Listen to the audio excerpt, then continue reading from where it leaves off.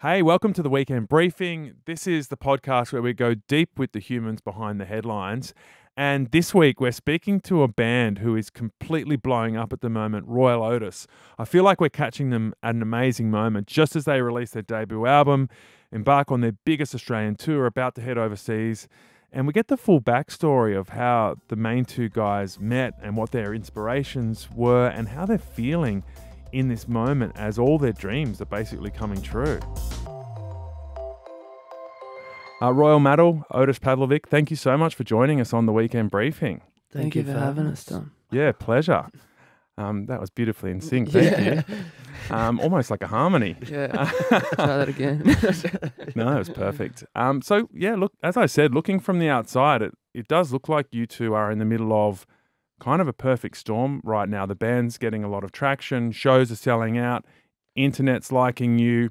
The album is a huge deal. You've got 3 EPs that you've released beforehand, so you've put out a lot of music already and thought carefully about what goes into this album. How do you feel in this moment of the journey? Tired. Yeah, like mixed emotions. Yeah. But yeah, like excited one side, tired in the middle, and then nervous on the other side. I don't think we've had a chance to let any of it sink in just yet. Yeah. I think it's all been too sort of hectic to actually stop and smell the roses, you know? Yeah. Yeah, which is probably like a good thing in a way. Just keep the ball rolling. Keep on rolling, baby. Yeah, it's a funny balance, isn't it? Because on one hand, you'd like to think you could just really soak it up and enjoy it, but I imagine it also comes with a bit of pressure to make the most of the momentum. Definitely. Yeah. Yeah, I feel like you have like a little bit like you have successes and then people are like, oh, you should just try to capitalize on your successes. So yeah, it gets you a bit more busy. But and then you fall into a habit of like once it slows down, then you feel even more anxious, and then you feel like it's going too slow, and then it's all a mental roller coaster. Yeah. Yeah, and I guess that we'll get to that. That's sort of what I was hinting at when I said how you stay sane through all of this, because a lot of people watching musicians who have success then struggle to understand why they end up struggling sometimes. But I think it does go to what you were just saying, that the momentum, you want to capture it when it's on, but then when it's off, it's hard, and it goes through all these cycles. Yeah, definitely. Yeah, there's so many. It's weird because there probably is like a cliche around musicians or like that in that kind of world of people like having a hard time sometimes, but you can kind of see it because like there's like pressure and then there's like outside noise and stuff. So yeah, you can definitely late nights, early mornings. So as we're talking, you're in the phase of basically getting this live show tight, ready to tour. What's that like? It's been big days. Yeah. It's been good though. We've got a good team with us, and our live band are good mates of ours. So we kind of help each other out. If we know one of us is struggling, then it's like, oh, let's pick him up. Let's get him going. But it's long days. But I think I hope the show will be good, and it's much more.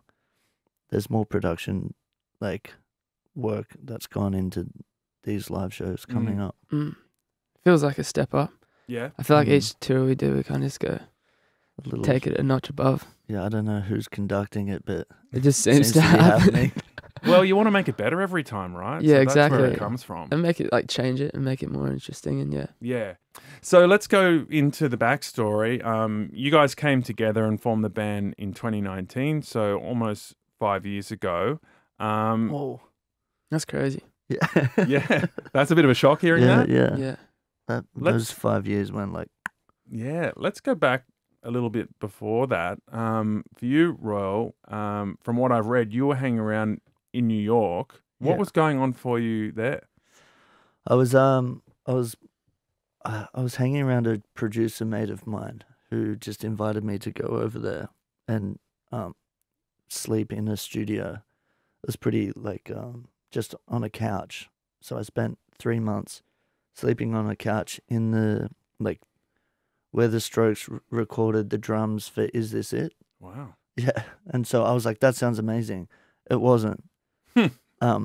It was gross. It was a gross time. I was pretty much living off orange juice and samosas, not mimosas. I mean, there's a You wish. bit of both. Yeah. Yeah.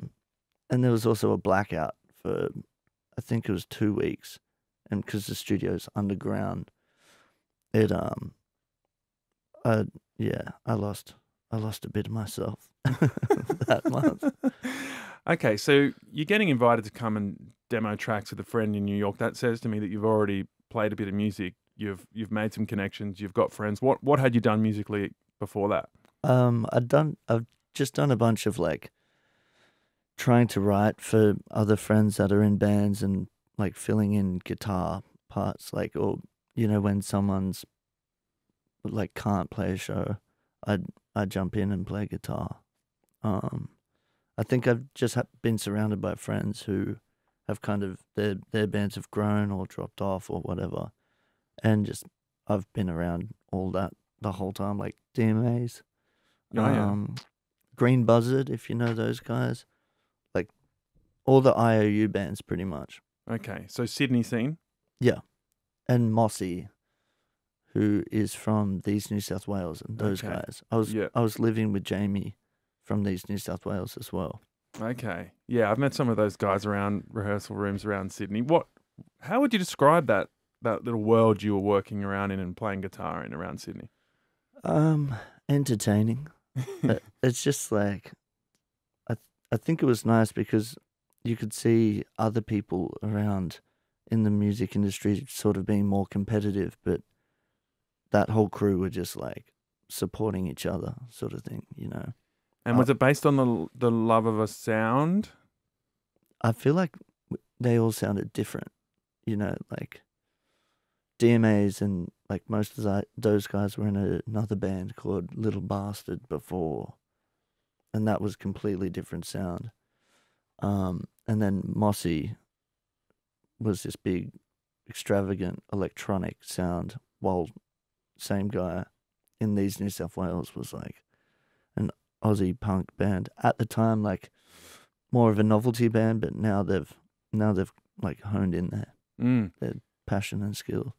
Your story, Otis. Let's go back to your story before you guys came together. So the little bit of Googling that I've done on you, you were already doing acting, being musicals as a teenager. Tell us about your childhood, because your last name, Pavlovic, rings a few bells. There's Steve Pavlovic, who founded Modular Records, Carmen Pavlovic, who's big in the musical scene. Are they relos of yours? They are relos, yeah, they are. Yeah, Steve is my uncle and Carmen's my auntie. But yeah, I grew up, I don't know, when I was like 11, I started doing like, just kind of getting into acting because I wanted to save up money I was like a weird kid obsessed with horses.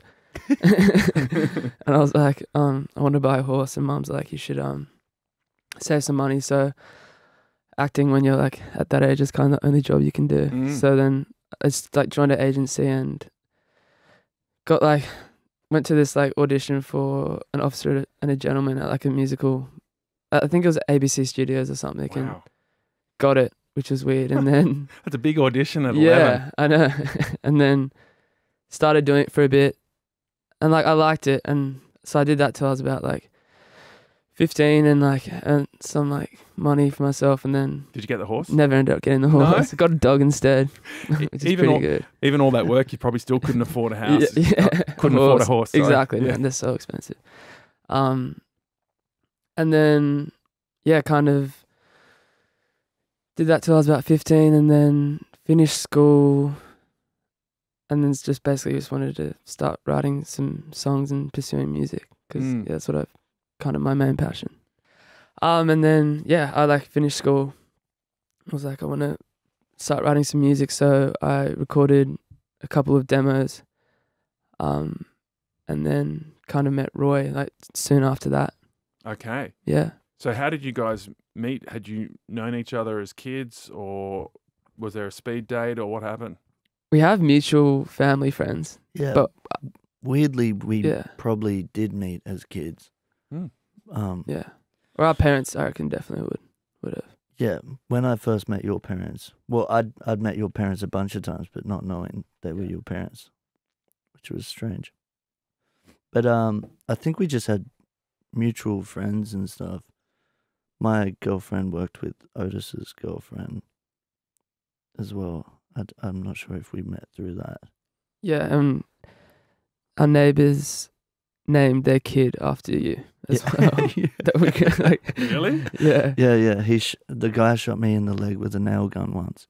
Wow. Okay, I'm sensing there's a bit of Yeah. backstory here. So but weird. It's a bit confusing, I got to say. Yeah, I'm sure. He I was like working. I was just helping out, constructing a bar. it's really random. It's the only time I've ever done it, and I was just helping out and like, smashing down walls and stuff, and eating macas and drinking Coca-Cola. That's pretty much all I was doing. But yeah, this Greg, I think his name was. Was it Greg? Yeah, Greg. Yeah. Greg and Chantel. Yeah. Greg, and he used to just like mess with me, like ask me to do something, and I'll be like, yeah, no worries, I'll do it. And then Pretty he would laugh. intimidating guy. Yeah, Like, he's a like big dude. Like, He's like deaf in one ear, so you don't know if he's ignoring you or he's like. But yeah, he shot me in the leg with a nail gun, which was like surprisingly not that painful. Wouldn't Did it suggest go in or just skip? No, it went in. I had to pull it out. But Wow. yeah. You're tough. You're tough. Wouldn't. It's very tough. I wouldn't suggest it. Well, because he shot me in the back of the leg with it, and I didn't know what it was. I just felt this sort of hot sting on the back of my leg, and he was laughing. I was like, "Oh, what was that?"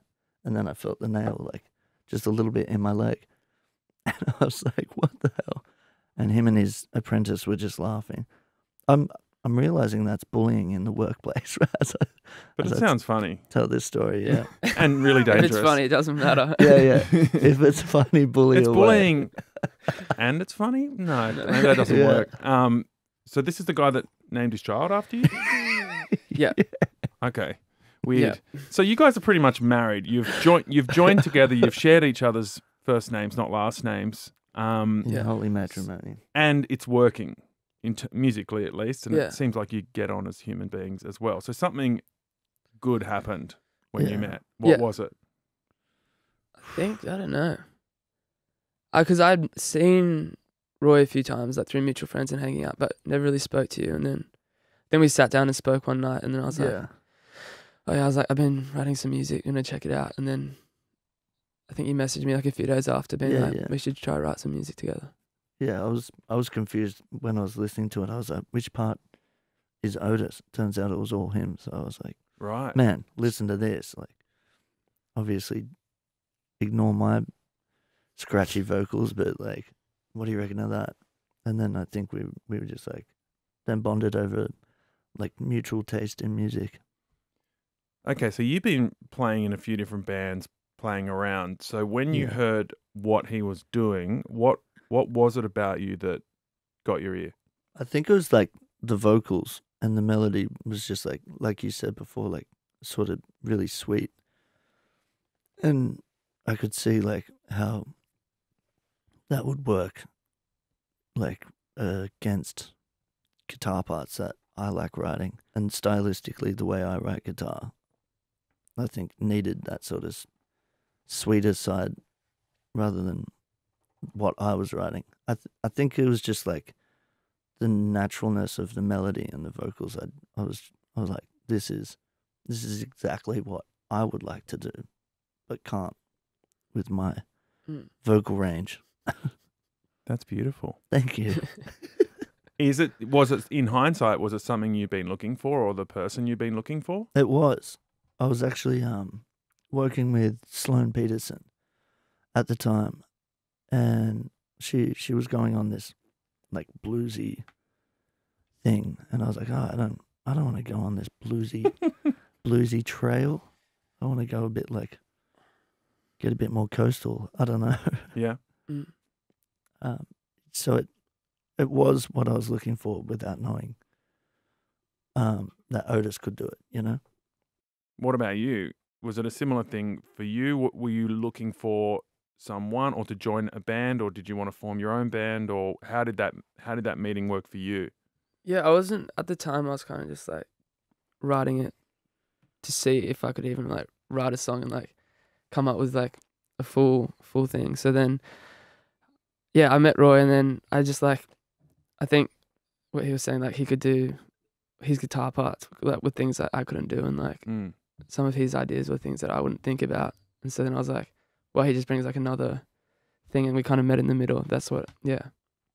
I remember when there was a song called Wait, and we're like in your sunroom playing along with it, and you're like, oh, what about this? It's like one of the first songs we released, and he's just like, diddle-ding, diddle-ding, diddle-ding, ding, ding, ding, ding, and I was like, oh, that's pretty cool. And then, yeah, I don't know. It was like that, by the way, that was a fluke. And we just kind of started like talking and like just being like, let's just like write more songs until we had like a little body of work, and then we kind of just decided to start a band. Did the songs come quick? Yeah. Yeah. That's an interesting sign, isn't it? Mm. Because not all good songs come quick, but some do. Yeah. Yeah, we like had a lot of our songs like come quite quick. Yeah. We tried to keep the urgency in it and the initial ideas, not overthink it. Yeah. Otherwise, you can get stuck in the what does Andrew call it? The the space echo. Yeah, the echo chamber. Echo chamber. Yeah. So you meet in 2019, and then you go into the pandemic, which must have been weird. Yeah. I imagine that meant the live thing was kicked down the road for a bit, and you focused on songwriting. Yeah, thank God too. Yeah, because I think we needed that. Mm.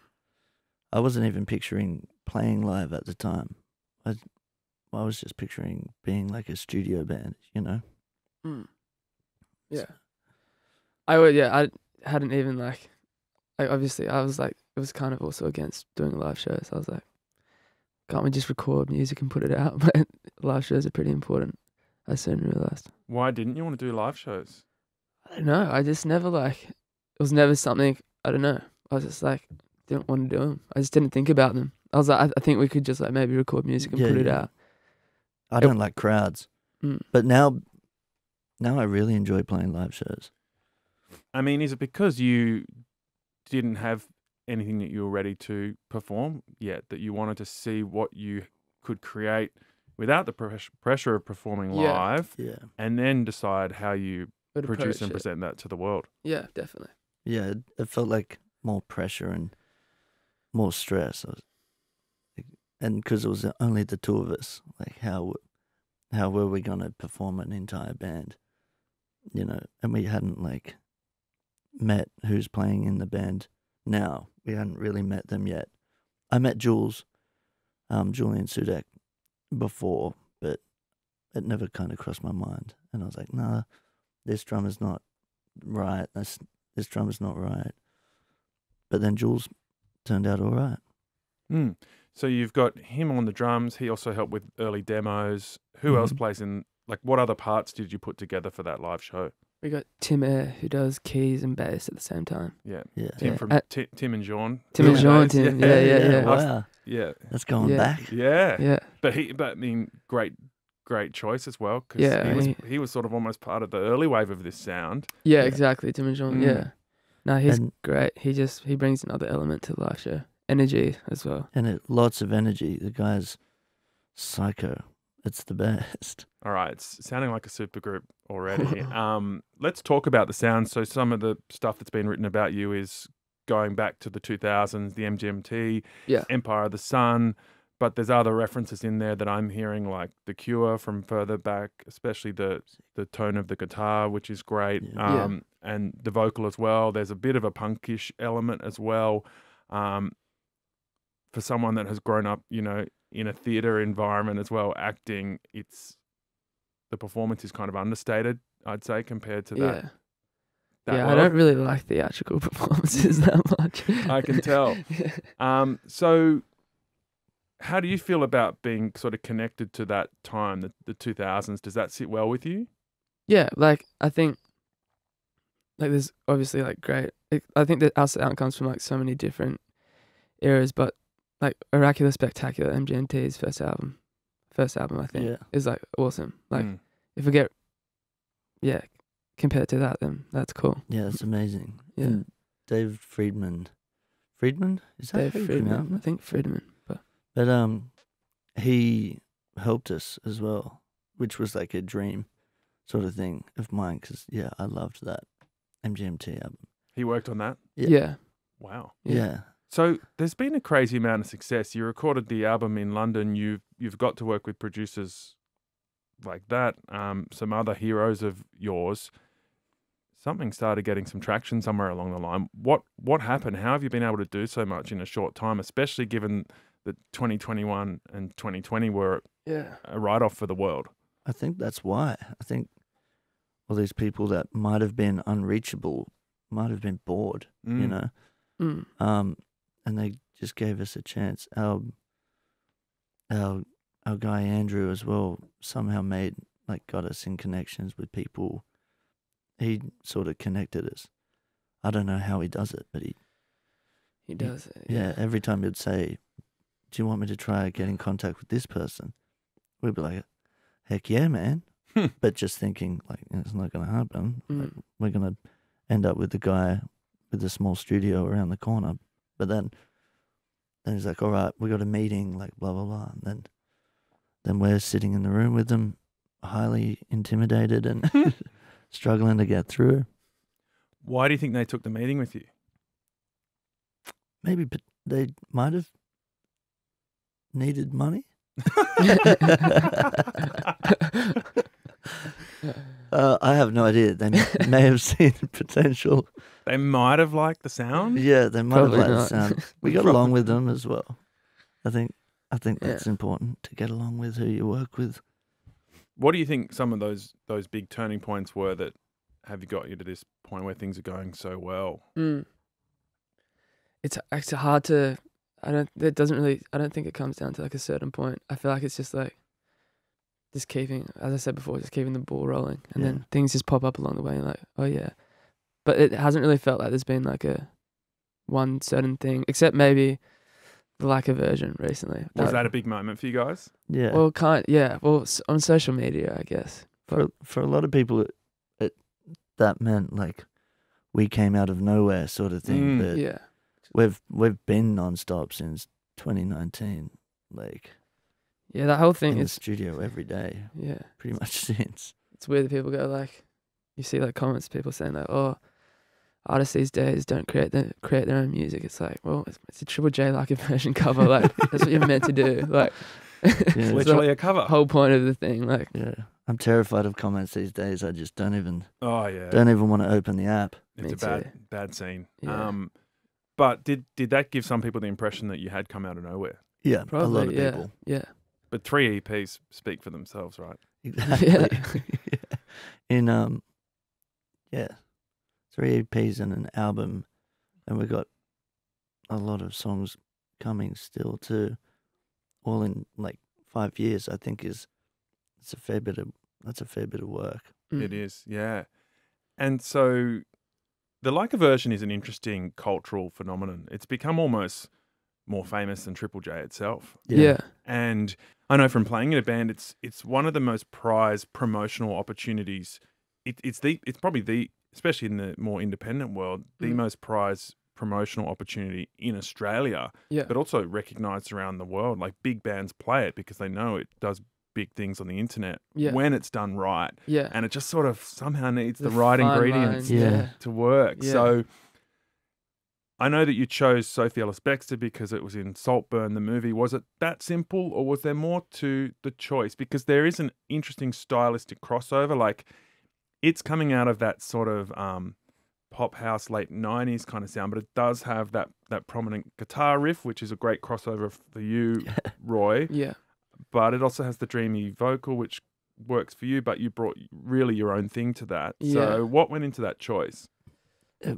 We talked about doing it in July last year with Mads, who's here with us now today.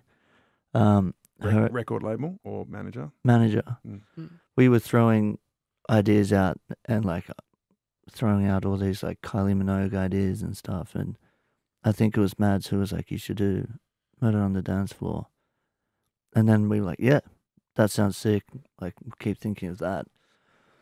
But it wasn't really relevant at the time, I think. And then it was the day before. We had an hour left of a rehearsal, and because we never really wanted to do any covers, even though like doing like a version was kind of always like growing up. You'd be like, what would you do if you had the chance to do it? But nothing was really sticking, and then an hour left to go, and we were just like, we'll give it a try. Like, it sounds like that'll be like a good idea to do, and we sort of just jammed it for that hour, and then we're panicking the next day, thinking it was going to be horrible, and it just, I don't know, we somehow managed to pull ourselves together enough to get together. Why is that sounding weird? Together enough. Sounds right. Sounds like right. poetry to me. Like- Yeah. Together enough to do it, and yeah. Wow. So it wasn't feeling good. You just pulled it. Well, it was feeling better than everything else we were trying. We tried a few songs the day before. So you probably didn't expect it to go so well. definitely Absolutely not. I was like, I was freaking out. yeah, I felt like I was expecting the worst. Yeah, Really? A little bit, yeah. Some people. Although are when we were brutal. doing it, yeah, well, people are always going to be brutal. But that's what I've learned. Yeah. But On the internet. yeah, on the Mm. internet, keyboard warriors. But God bless them. They need help though. We all need help, you know. That's good. Empathy. I like it. Okay, so you get in the room, you record. There's probably a lot of people on the other side of the glass watching you. You're not that confident that it's going to be great. well, yeah, I was pretty unsure about it. But then when we started doing it, I was like, it felt good. So I was like, if it feels good, if you're doing it, it feels good. I'm sure you'd hope it resonates. But yeah, it's just like one of those things you don't really know. So what's it done for you? I think it reached a lot more people than who may not have heard our music or wouldn't have heard our music unless we did it, you know. That comes back to the part where so many people now think we came out of nowhere, you know. Got more of a global sort of voice, I guess. Okay, so we touched on it at the start, like the pressure of succeeding and how you deal with that, and the balancing act between enjoying the moment, smelling the roses, so to speak, and capitalizing on the hard work and good fortune that you've had. And I imagine, you know, Roy, you've been around a lot of friends in bands. Otis, you've even got family members that understand show business. Are people guiding you on how to handle the pressure of these moments? Are there warnings about what happens to duos and creative partnerships, or things you're doing to try and make it last, or head off any things, you know, before they arrive, or you just play music? Not really. I mean, people have tips for touring, but I also think, you know, everyone's experience is different. So let's just we'll see. We'll see how we do it and how we'll deal with it. Yeah. You know, I don't know who in my life I would trust to me too. To guide you on I that. feel like the give any people I have guidance. that have seen this side of the world, I don't know if I. You'd rather do it fresh? Yeah. Yeah. What are you most looking forward to about, like, you know, you're going to do your hometown in a couple of days from recording this podcast. You've got this run of great Melbourne gigs at The Corner, which is a real icon down there. The American dates, Europe. What are you how are you seeing all that? Just take like one day at a time, I guess. Yeah. Which gig are you most looking forward to out of all of them? Tomorrow night might be. I don't want to. Not tomorrow. I keep saying Well, just like It's a podcast. okay. The People listen whenever, Sydney show Friday. It's not. Yeah, but I think that will be a fun one. Also, the Fonda Theatre in LA. I think will be good. Yeah, I think that'll be fun as well. Primavera as well. Yeah. I mean, there's a lot. Also, just seeing the world, even though we don't really get a chance to, it sounds way more romantic than what it is touring. Like you see the inside of a Sprinter van more than you see the rolling hills of Scotland. But You're in the Virgin Lounge a lot, aren't you, when you're touring a band in Yeah, Australia? Yeah, but- You haven't made it to Qantas yet. Yeah. Exactly. it's true. All the other struggling musos, Yeah. but they're Yeah. pretty still stoked to have the Yeah, lounge yeah. access. It's fun. Yeah, it's not the combi van up the East Coast anymore. It's like for a lot of bands, it's Mm, long weekends of Jetstar flights or Virgin Yeah. flights. yeah. Yeah. Especially Australia because it's so big. Like driving would just be so hectic. Especially, yeah, playing night after night. I think one of the legs we have 9 shows in a row. Is that right? And then 1 day off. Wow. And yeah, and there's like a 7-hour drive between 2 of them. So it's, it's gnarly, but we have lots of laughs. Lots of laughs in the van. Will you get to nail some of the touring cliches in America? Is that where you get the coach with the bunk beds and do all that? We're trying. Yeah. I think we're trying to do We that. might do that. That's the pinnacle, right? Yeah. Yeah. Because that way you can save the money on the hotels and Yeah. put it into a rolling hotel. Yeah. I think we're done, boys. Yeah. Awesome to speak to you and get You the too, man. backstory Thank you, on man. on where you're at and how you're feeling at this key moment, and great to meet you at this moment as well because, I can see how much work's gone into it up until now, and in a year's time, the world might look really different. You do these shows and could really blow up to another whole level than you're on now. So all the best for the next few months. Thank you, Tom. That's terrifying, but thank you. Hey, that was another episode of the Weekend Briefing. I really hope you liked it. If you did, please like this video, drop us a comment, and subscribe to our YouTube channel for more of these big interviews with the humans behind the headlines.